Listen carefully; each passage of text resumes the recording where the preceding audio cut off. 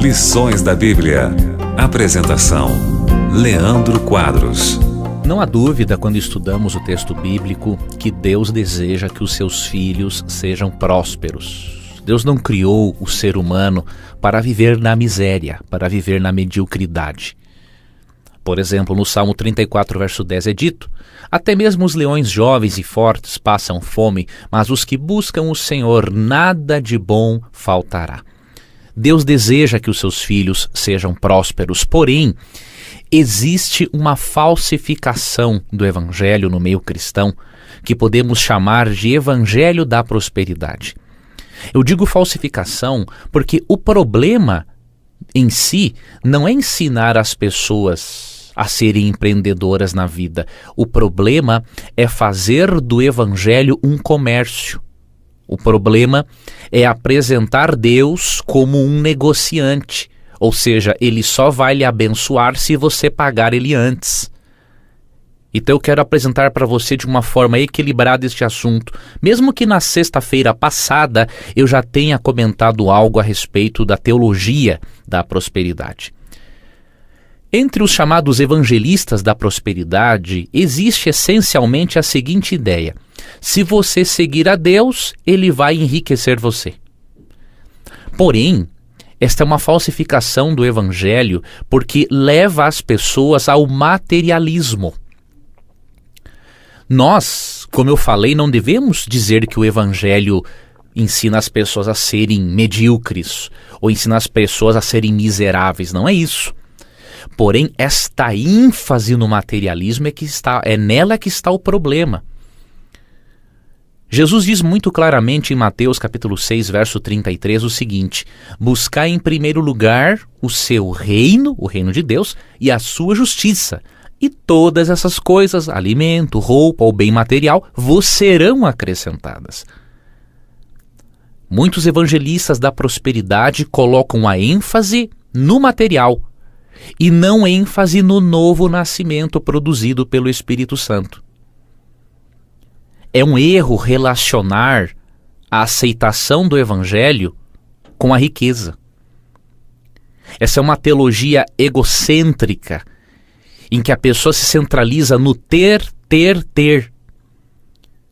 e agradar a si mesmo. A pessoa segue a Deus para receber algo em troca, faz uma barganha com ele. E Deus é apresentado como sendo uma máquina de vendas. E o relacionamento desse tipo de cristão com Deus, na verdade, não é um relacionamento de salvação, é uma relação de negócio. Isso não pode acontecer. Você tem que ter as suas relações de negócios com as pessoas. Agora, com Deus, o seu relacionamento, ele é espiritual, é de pai para com filho, não é uma relação de negócios. De acordo com a Bíblia, nós devemos dizimar e ofertar não para ganharmos algo de Deus, mas ao contrário, devemos fazer isso como gratidão por aquilo que Deus nos deu. O dízimo e as ofertas precisam vir como resultado de uma vida de adoração a Deus. E Paulo é muito claro em demonstrar que Deus não aceita esse tipo de evangelho da prosperidade, em que coloca como condição para a prosperidade o aceitar o evangelho ou vice-versa. Ou seja, se você aceita o evangelho, você se torna próspero materialmente falando. Além de ser um conceito de prosperidade muito pequeno, porque a prosperidade na Bíblia envolve prosperidade não apenas no aspecto financeiro, mas no espiritual, no aspecto físico, social, mental. 2 Coríntios 8, 1-7 nos mostra que o cristão, quando decide ofertar, ele não o faz simplesmente porque ele tem. Pelo contrário, em 2 Coríntios 8, 1-2, na verdade 1-7, percebemos que aqueles cristãos, mesmo vivendo em extrema pobreza, eram generosos e doavam mais do que podiam. Não podemos ver a riqueza como uma demonstração de que a pessoa realmente tem uma relação com Deus.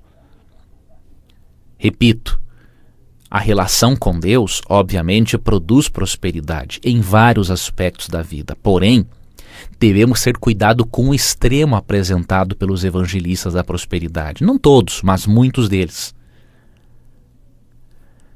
Se riqueza é sinal da bênção de Deus, então os fariseus estavam certos. Se você perceber na parábola do rico e Lázaro, em Lucas 16, 19 a 31, quando Cristo conta a parábola do rico que estava no suposto inferno e do pobre mendigo que estava no suposto céu na parábola, você percebe que os fariseus acreditavam que a riqueza era um sinal do favor de Deus e a pobreza era um sinal da maldição de Deus. Cristo, na parábola do rico e Lázaro, inverteu os papéis para ensinar exatamente o contrário. Há pessoas ricas como resultado da comunhão com Deus, e há pessoas que não temem a Deus e são ricas. São infiéis, mas têm dinheiro. Da mesma forma, há pessoas pobres que não são fiéis a Deus e há pessoas pobres que são fiéis a Deus. Você entendeu? Eu não estou dizendo que o problema é o dinheiro em si, mas o que eu quero demonstrar para você é que ter ou não ter dinheiro não é sinônimo de prosperidade em todos os aspectos, e especialmente não é sinônimo de comunhão com Deus. A comunhão com Deus, uma relação íntima com Deus, ela é medida muito mais do que por dinheiro. O dinheiro é uma pontinha de nada daquilo que realmente vem à nossa vida como fruto de um relacionamento com Deus. Então tenha cuidado com o falso evangelho da prosperidade, que superenfatiza dinheiro e que torna Deus simplesmente... faz da sua relação com Deus uma relação simplesmente de negócio. O que há de cristãos que vão à igreja só para ganhar dinheiro e não querem um comprometimento com as verdades da Bíblia é impressionante. Tenha certeza, meu irmão, se você vai à igreja só por isso, você está na igreja e perdido ao mesmo tempo. Você tem que ir à igreja com outras motivações.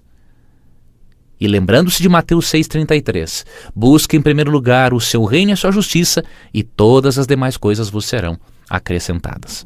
Aguardo você no Lições da Bíblia de amanhã. Um abraço carinhoso e até lá. Você ouviu Lições da Bíblia. Apresentação: Leandro Quadros.